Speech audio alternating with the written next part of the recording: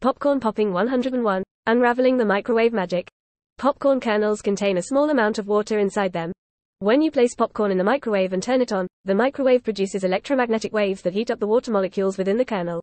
As the water heats up, it turns into steam. Now, the kernel has a tough outer shell that acts like a tiny pressure cooker. The steam created from the water inside the kernel builds up pressure because it has nowhere to escape. The pressure continues to increase until it becomes strong enough to overcome the resistance of the kernel's hull. Finally, when the pressure becomes too much for the kernel to contain, it bursts open.